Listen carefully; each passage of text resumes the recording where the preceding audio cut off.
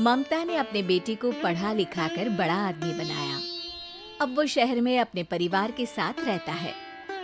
एक दिन ममता का बेटा रोहन अपनी पत्नी आलिया से कहता है, अरे आलिया सुनो, माँ अब से गांव में नहीं रहेगी, वो हमारे साथ यहीं रहेंगी शहर में। उनका कमरा आज नौकर से बोलकर अच्छे से साफ करवा देना। ओह, आज तो मेरी किटी पार्टी है, फिर मुझे जिम और फिर शॉपिंग। ठीक है, कल करवा दूंगी। अच्छा, लेकिन माँ के सामने ये कपड़े नहीं चलेंगे। हाँ, तुम्हें साड़ी या सूट पहनना होगा। अरे बिल्कुल भी नहीं। मेरे मम्मी पापा ने इतना पैसा लगाकर शादी इसलिए नहीं की थी कि मैं अपनी मर्जी के कपड़े पहन ओढ़ भी ना सकूं। अरे चलो, गुस्सा मत हो, लेकिन कुछ दिन तो माँ की खुशी के लिए कर सकती हो ना। लेकिन आलिया मानती नहीं। माँ आती है सिंपल सी साड़ी, झोला और चप्पल पहनकर। अरे रोहन, मैं इनके साथ कैसे रहूंगी? मेरी फ्रेंड्स क्या कहेंगी? ये तो पूरी गंवार लग रही है। आलिया, माँ गांव में रहती थी इसलिए ऐसी हैं। तुम आज ही माँ के साथ जाकर उनकी पसंद की शॉपिंग करवा देना। इनके साथ घर के अंदर रहना मुश्किल है, बाहर तो मैं कभी भी ना जाऊं। रोहन को आलिया पर गुस्सा आ जाता है। माँ, ओ माँ। हाँ बेटा। वो माँ को ले जाने के लिए उनका हाथ पकड़ता है कि अरे माँ, तेरे हाथ अभी तक इतने कड़े हैं, तूने इसका कोई इलाज नहीं किया?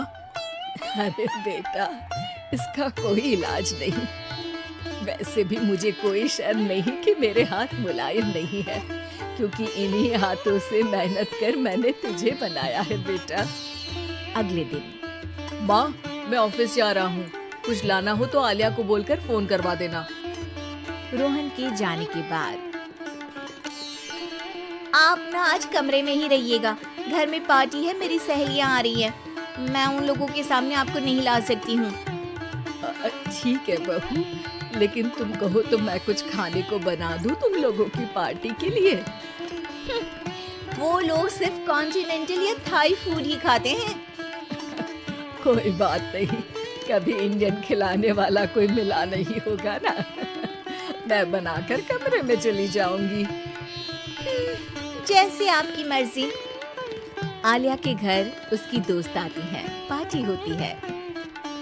अरे वाह आलिया, ये क्या है खाने में? बड़ा ही स्वादिष्ट है यार, इसकी रेसिपी मुझे चाहिए। हाँ, और ये दाल, ओ माय गॉड, मैंने तो किसी 5 स्टार में भी ऐसी दाल नहीं खाई है यार। तू कुक को यहाँ बुलाना। अब आलिया घबरा जाती है।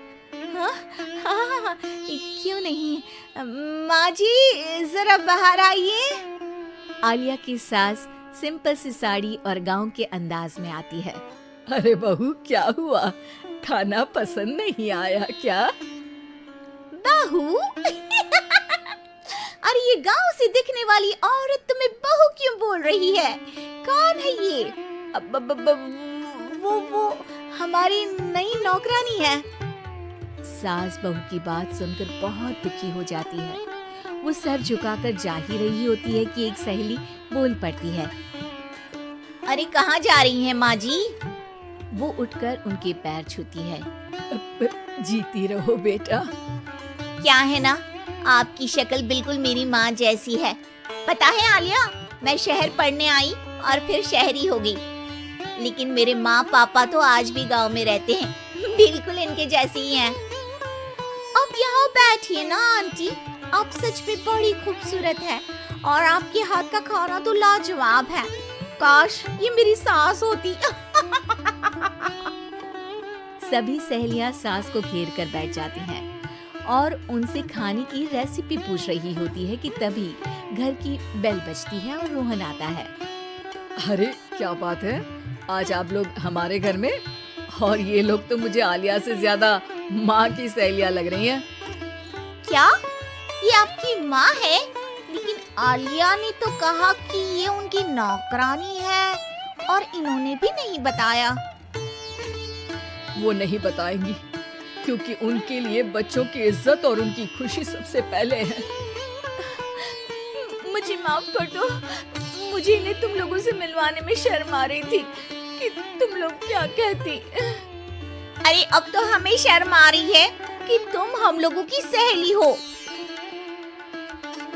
हाँ, जो माँ जैसी सास को नौकरानी बोले वो हमारी सहेली नहीं हो सकती। ये बोलकर सभी वहाँ से जाने लगती है कि सास बोलती है, आलिया की तरफ से मैं तुम लोगों से माफी मांगती हूँ।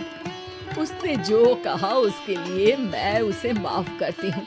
अब तुम लोग भी उसे माफ कर दो, क्योंकि अगर तुम लोगों ने उससे दोस्ती तोड़ी तो फिर मेरे हाथ का खाना कैसे खाओगी? नहीं नहीं आंटी, जरूर आएंगे, लेकिन अब आलिया की नहीं बल्कि आपकी सहेली बनकर।